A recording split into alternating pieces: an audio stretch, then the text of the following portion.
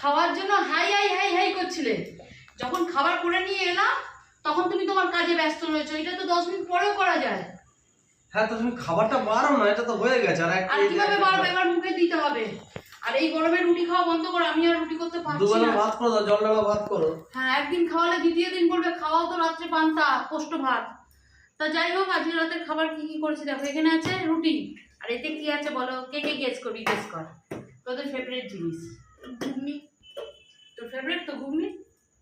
না, ঘুগনি ফেভারিট না, তাও ডালের মধ্যে কিছু তরকা, ডিম তরকা।